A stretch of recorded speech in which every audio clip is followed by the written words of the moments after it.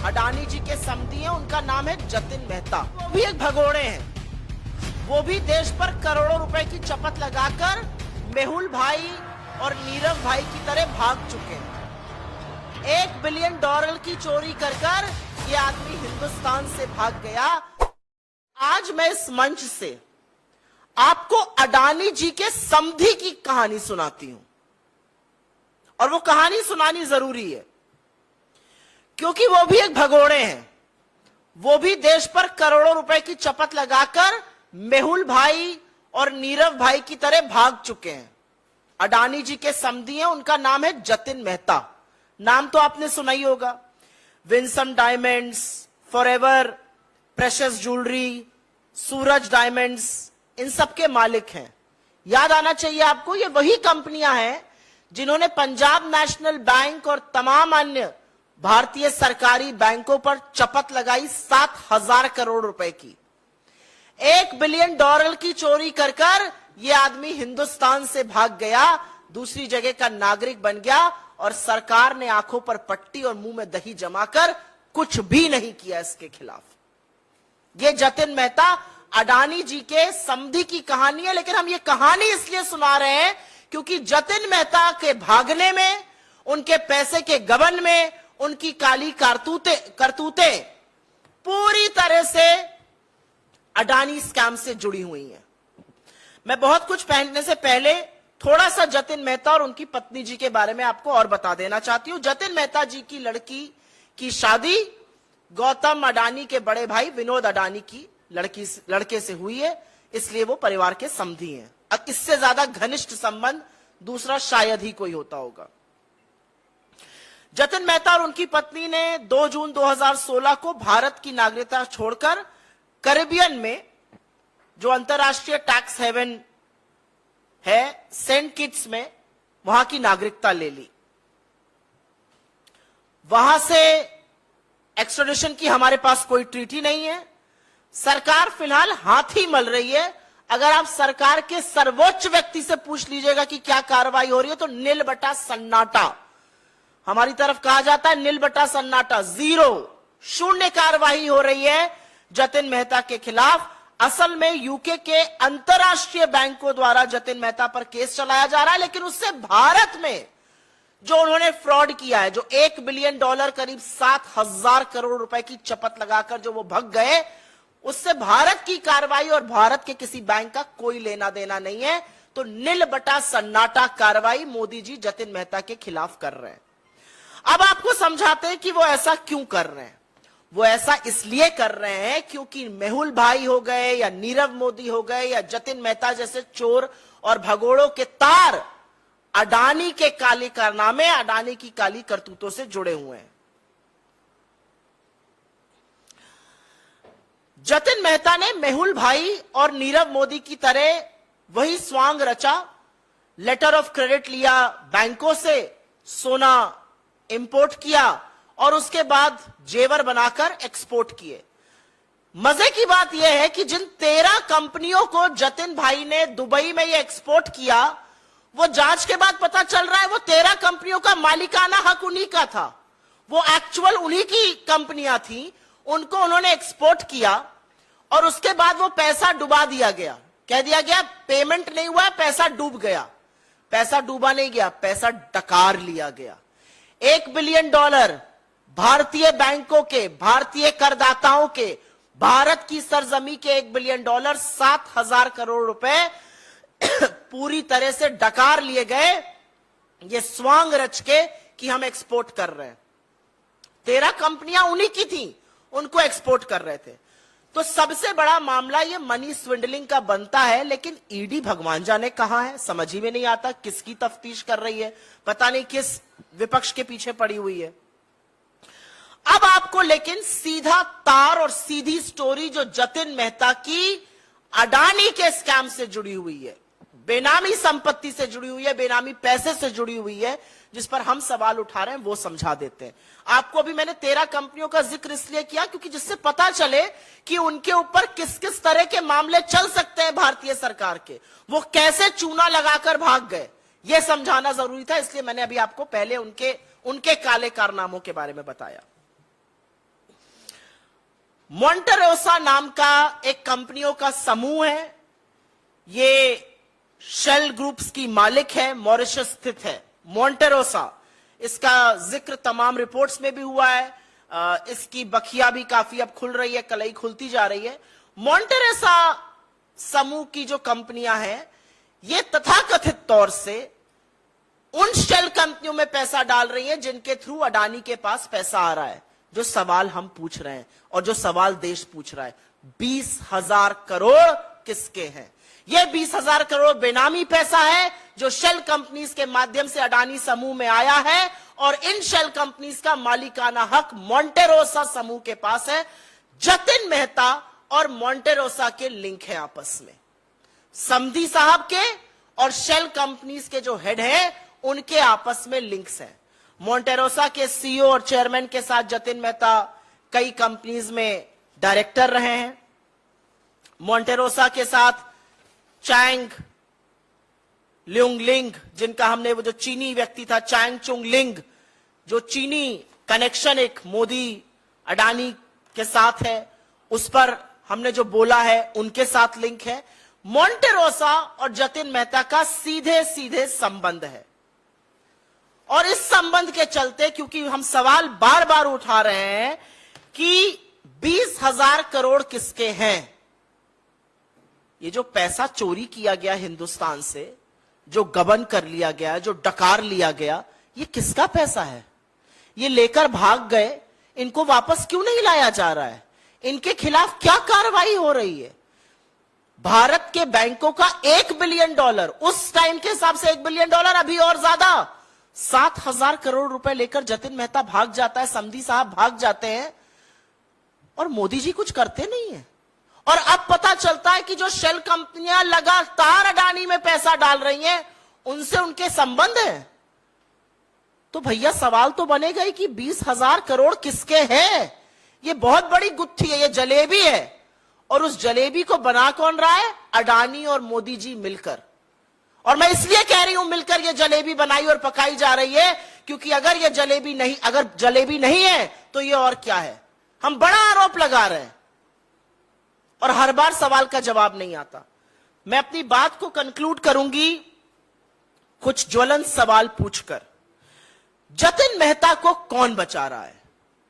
जतिन मेहता जो गौतम अडानी के परिवार के समधी हैं, वही गौतम अडानी जो मोदी जी के परम मित्र हैं, उनको कौन बचा रहा है? उनके खिलाफ कार्रवाई क्यों नहीं की जा रही है? और अब कुछ तथ्य सुन लीजिए जिससे आप भौचक्के रह जाएंगे। सीबीआई ने 5 अप्रैल 2017, 3 साल बाद एफआईआर दर्ज करी, जबकि बैंकों ने 2014 से कहना शुरू कर दिया था कि जतिन मेहता जो है उसके खिलाफ शिकायत करी थी। 3 साल बाद एफआईआर क्यों दर्ज होती है?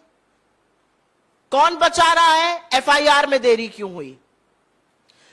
क्या कार्रवाई की जा रही है?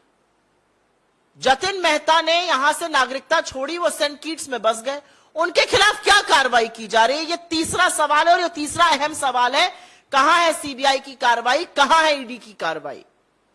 चौथा एक बड़ा सवाल और है, चाहे वो इकोनॉमिक ऑफेंसेस विंग हो, चाहे वो ईडी हो, चाहे वो एसएफआईओ हो, चाहे वो वित्त मंत्रालय हो, 3.5 साल तक इस घोटाले में कार्रवाई क्यों नहीं की गई? सब लोग चुप क्यों रहे? क्योंकि वो गौतम अडानी के समधी हैं, क्योंकि कहीं पर उनके तार अडानी के काली करतूतों और अडानी स्कैम से जुड़े हुए हैं, इसलिए मोदी जी चुप रहे। एक और बड़ा सवाल है, विदेश मंत्रालय, गृह मंत्रालय, वित्त मंत्रालय सहित इतना बड़ा धोखा करके एक आदमी भाग जाता है, दूसरे देश की नागरिकता लेता है अपनी पत्नी के साथ, इनको एनओसी किसने दी? यह बड़ा सवाल है। ऐसे नागरिकता नहीं मिल जाती है। No objection certificate Jatin Mehta ji जैसे आदमी को किसने दिया? जतिन मेहता जो 7,000 करोड़ की चपत लगाकर, भारतीयों का पैसा लेकर, चूना लगाकर, गबन कर डकार कर भाग गया, और जिसका अडानी से लिंक है, अडानी के घोटाले से लिंक है, उसको एनओसी किसने दी दूसरी जगह की नागरिकता लेने के लिए? और ऐसी जगह की नागरिकता जहां से आप उसको वापस नहीं ला सकते। यह बड़ा सवाल है किसने साइन किया उस फाइल पर, किसने एनओसी दी। और अंत में सवाल तो वही है, 20,000 करोड़ रुपए किसके हैं? मोदी जी इस पर चुप क्यों हैं? इस पर जेपीसी गठित करके दूध का दूध और पानी का पानी क्यों नहीं कर देते? और अब समझ में हमें यह पूरी तरह से आ रहा है कि चोरों का नाम लेते ही तिलमिलाते क्यों हैं साहब। नीरव मोदी का नाम ले लो, मेहुल चोकसी का नाम ले लो, मेहुल भाई का नाम ले लो, जतिन मेहता का नाम ले लो, बड़ा तिलमिला जाते हैं मोदी जी। और तिलमिला ही नहीं जाते हैं, बिल्कुल मौन धारण कर लेते हैं, सवालों का जवाब नहीं देते। सवाल पूछने वाले राहुल गांधी जी के खिलाफ एक षड्यंत्र रचते हैं और उनको डिस्क्वालीफाई कराते हैं। तो सवाल तो पूछे जाएंगे, और सवाल ये पूछे जाएंगे कि एक ऐसा व्यक्ति जिसके अब लिंक पता चल रहे हैं अडानी के महा स्कैम से, जो भारत में करोड़ों रुपए का गबन करके भाग गया और जो समधी है अडानी परिवार का, उसके खिलाफ आप क्या कर रहे हैं? 2 जून 2016 को जतिन मेहता और उनकी पत्नी ने सेंट किट्स की नागरिकता ली थी। भारत की नागरिकता को छोड़कर, पैसे गबन करके, पैसे डकार कर वो इस देश को छोड़कर भाग गए थे। और वो देश को छोड़कर मोदी जी की रजीम में भागे थे। मोदी जी की नाक के नीचे नीरव मोदी भागे, मोदी जी की नाक के नीचे विजय माल्या भागे, मोदी जी की नाक के नीचे मेहुल भाई भागे, और मोदी जी की नाक के नीचे, पता नहीं उनके संरक्षण के चलते या ये मैं नहीं जानती, लेकिन उन्हीं की नाक के नीचे जतिन मेहता भी भागे। ये सब लोग भाग जाते हैं, इनको वापस लाने में कोई कवायद नहीं की जाती है। एक आदमी के खिलाफ इंटरपोल अपनी नोटिस विड्रॉ कर लेता है, अब कोर्ट कह देता है कि वो भारत जा ही नहीं सकते। मेहुल भाई, मोदी जी उनको मेहुल भाई कहते हैं, उन्हीं के आदर में हम लोग भी उनको मेहुल भाई कहते हैं। तो सवाल यह है कि आपकी नाक के नीचे यह सब हो रहा है। लगातार नीरव मोदी पर बैंक्स लिख रहे थे कि ऐसा करने वाले हैं। सरकार ने क्या किया? विजय माल्या ने इस देश को छोड़कर भागने से पहले एक चिट्ठी लिखी थी तत्कालीन वित्त मंत्री को। उस चिट्ठी का खुलासा क्यों नहीं हो रहा है? उसके बारे में चर्चा क्यों नहीं हो रही है? तो आपकी नाक के नीचे से ये लोग भागे, फिर इन्होंने नागरिकता ले ली, और ऐसी जगह नागरिकता ली जहां से आप एक्स्ट्राडिशन नहीं कर सकते हैं। उसके लिए एनओसी तो भारत सरकार ही देता है। किसने दी एनओसी? वो किसने बोला हमें कोई ऑब्जेक्शन नहीं है, ये देश के हजारों करोड़ की संपत्ति, हजारों करोड़ का पैसा बैंकों को चूना लगा के भाग जाए, हमें कोई दिक्कत नहीं है, ये कहीं के भी नागरिक बन जाए, सानू की, हमें क्या करना है? तो ये तो मोदी जी ने किया है, और अगर मोदी जी ने नहीं किया तो इसका एक्सप्लेनेशन दे दें। 2016 से 2023 आ गया, 7 साल हो गए, कहां है ये भगोड़ा? क्या कार्रवाई हो रही है इस पर? जो यूके में कार्रवाई चल रही है वो इंटरनेशनल बैंक्स कर रहे हैं, उससे हमारा एक को बैंक का लेना देना नहीं है, एक संस्था का लेना देना नहीं है, एक एजेंसी का लेना देना नहीं है। अरे भाई, तो सीबीआई ने एफआईआर रजिस्टर करी थी, कहां गई वो सीबीआई की एफआईआर? क्या हो रहा है इस पर? यह सवाल पूछा जाएगा। यह आपकी नागरिकता का सवाल हो गया। मोंटेरोसा के साथ, और क्योंकि मैंने आपको उन 13 कंपनीज के बारे में बताया था, उसके बारे में भी थोड़ा सा क्लैरिटी दे देती हूं। सोना आयात करते थे, इंपोर्ट आयात करते थे, लेटर ऑफ क्रेडिट सरकारी बैंक इशू करते हैं, वैसे ही मेहुल भाई भी लाते थे, वैसे ही नीरव मोदी भी लाते थे। उस सोने को ज्वेलरी बनाते थे, वो ज्वेलरी दुबई की कंपनियों को बेची जाती थी, कंपनियां पैसा देती थी, उससे धंधा चलता था। भाई साहब ने क्या किया? समधी जी ने, जतिन मेहता ने, उन्होंने 13 कंपनियों को बेचा सोना की ज्वेलरी बनाकर, जेवर बनाए, खूबसूरत ही बनाए होंगे, जेवर बनाकर बेचा उन्होंने। लेकिन मजे की बात यह कि 13 कंपनियां उन्हीं की थी, और फिर कह दिया 13 कंपनी ने पेमेंट ही नहीं किया। पेमेंट नहीं, आप ही डकार गए वो पैसा, आपने पैसा हजम कर लिया, आपने चूना लगाया देश को, और बैंकों के मुंह पर चूना लगाकर आप देश छोड़कर भाग गए। अगर इससे बड़ा सबूत आपको चाहिए, और इसमें सारे मालिकाना हक है, हम आपको जो रिलीज देंगे, मैं कंफ्यूज नहीं करना चाहती हूं, इस मंच से सिंपल रखना चाहती हूं, इसमें सारे हैं। कैसे एक व्यक्ति का 90% स्टेक था, कैसे एक व्यक्ति का 100% था, कौन कौन उसमें निदेशक था, सारी काले कारनामे हैं उसमें। तो ये तो उनके काले कारनामों की बात हो गई। फिर उन्होंने मोंटेरोसा के चेयरमैन और सीईओ के साथ कई कंपनियों में डायरेक्टर बनकर वो रहे, और डायरेक्टर बनके ही नहीं रहे, उनके कुछ बिजनेस ताल्लुकात भी रहे। मोंटेरोसा का अडानी समूह में पैसा लगा हुआ है शेल कंपनीज के माध्यम से। तो भैया, ये जो जाल है, इसका खुलासा कौन करेगा? हमने आक्षेप लगाया, हमने प्रूफ रख दिया, अब जांच तो सरकार करेगी ना। या जांच भी, अगर हम जांच करेंगे तो हमें सरकार में जिस दिन बैठेंगे उस दिन दूध का दूध और पानी का पानी करेंगे। लेकिन जिस तरह से मोदी जी और उनका पूरा तंत्र इस पर आंख पे पट्टी बांधे हुए हैं, यह साफ है कि ऐसे भगोड़ों का संरक्षण ही इसलिए किया जा रहा है क्योंकि इनके तार अडानी से जुड़े हुए हैं। अगर ये भाई साहब समधी ना होते तो अभी तक हवालात में होते। समधी है तो पूरी खातिरदारी करी जा रही है। जी, on this, sorry,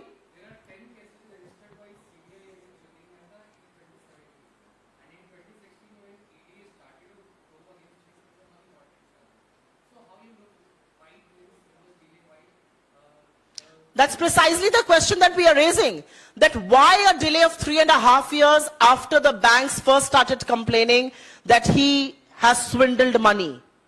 Why did it take 3.5 years for the FIR to be lodged? Because the first complaint before the CBI was made in 2014 February. It took them 3.5 years to lodge an FIR. It has taken them 7 years to do nothing. You are talking about an ED and a CBI case. You're saying 10 cases. There could be 1,000 cases. But those 1,000 cases are put in files, and those files are put in a locker, never to be touched. That's the reality. If the government wants to act, they need to question him. They need to bring him back to face the might of law in this country. They need to act against him. ED तो दौड़ दौड़ के विपक्षियों के यहाँ पहुंच जाती है, 1 minute की देरी नहीं करती। 4 गुना केसेस ईडी के हो गए 2014 से। 95% विपक्ष के खिलाफ है। अरे जिन लोगों ने इस देश का पैसे का गबन किया है, उनके खिलाफ ईडी क्यों नहीं एक्ट करती है? तो सवाल आपका बिल्कुल सही है, और सवाल का जवाब यह है, there are cases, but there is absolute inaction on those cases, because somehow, at least a case like this, completely links back and circles back to Gautam Adani. No, first this please. अभी आपका हो गया। हाँ, आपने कहा कि भगोड़े हैं कई। प्रधानमंत्री नरेंद्र मोदी की अभी यूके के प्रधानमंत्री से फोन पे बातचीत हुई थी। इकोनॉमिक ऑफेंडर जितने हैं, नीरव मोदी, माल्या और बाकी लोगों के बारे में कहा कि जल्दी से जल्दी उनको भारत भेजा जाए।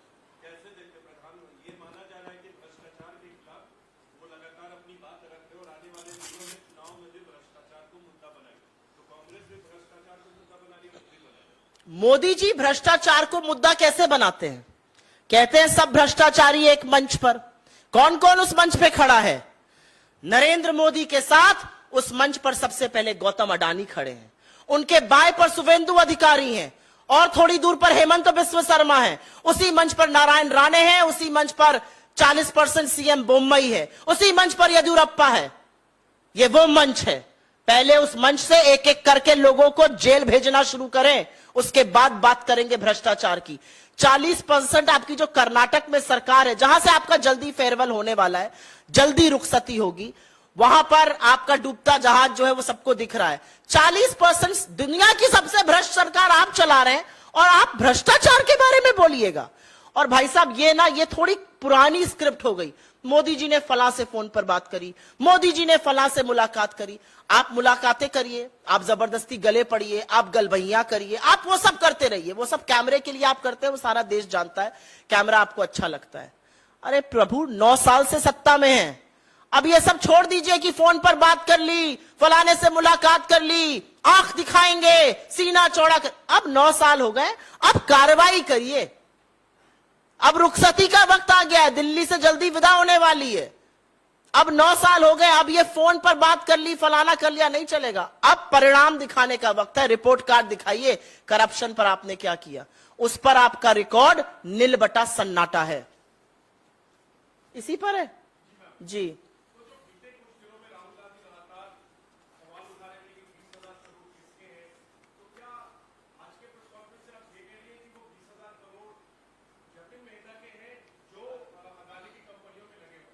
नहीं, मैं ये बिल्कुल नहीं कह रही हूं, और इसको बिल्कुल भी मिसलीड मत करने दीजिएगा आप। मैं ये बिल्कुल नहीं कह रही हूं 20,000 करोड़ उसके है, लेकिन मैं ये जरूर कह रही हूं कि 20,000 करोड़ बेनामी पैसा अडानी समूह में लगा है। उस अडानी समूह में लगा है जिस अडानी की मोनोपोली है पोर्ट में, एयरपोर्ट में, रिन्यूएबल एनर्जी में, सीमेंट में, फूड एंड एग्रीकल्चर में, इतने सारे सेक्टर्स में ये पैर पसारे हुए अडानी समूह है, मोनोपोली और एकाधिकार दिया हुआ है मोदी जी ने, नियम बदल बदल के दिया हुआ है।